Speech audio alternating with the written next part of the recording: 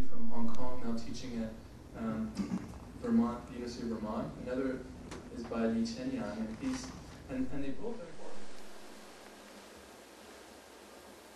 I'd like to thank the Institute and the Science Partner for the opportunity to have our speaker today. It's really a great pleasure for me to introduce my colleague and friend, Daniel Bell. Daniel Bell is professor in the Department of Philosophy at Tsinghua University in Beijing. Daniel Bell is an extremely prolific scholar. He's authored several highly influential books, namely Communitarianism and Its Critics, 1993, East Meets West, Human Rights and Democracy in East Asia, from Princeton University Press in 2000, Beyond Liberal Democracy, Political Thinking for an East Asian Context, Princeton University Press 2006. He's also the editor of Confucian Political Ethics, also from Princeton Press, 2007. And he's also edited other volumes and has published a large number of articles. Daniel Bell has extremely engaging work, and his work reaches many audiences.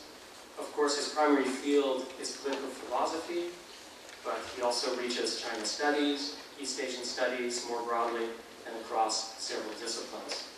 His normative positions on human rights and democracy have generated much debate and inspired vivid discussion, not only in these academic fields, but also among a broader public. His work has profound significance for how we think about the normative bases of human rights and democracy in China and other East Asian countries, as well as more generally.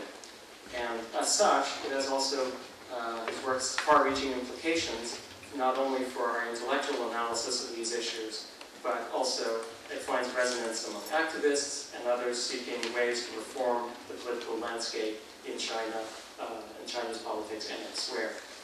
So Daniel Bell's work is not only scholarly in this respect, but also touches very contemporary and very interesting contemporary scholarly and other issues. Daniel Bell is truly engaging, challenging, and oftentimes provocative. Today's lecture is a preview of his next book, forthcoming book that is soon to appear in the spring, and also by Princeton University Press. And is the title of, or is the topic of today's lecture, so China's New Confucianism, Politics and Everyday Life in a Changing Society. So please join me in welcoming Daniel Bell.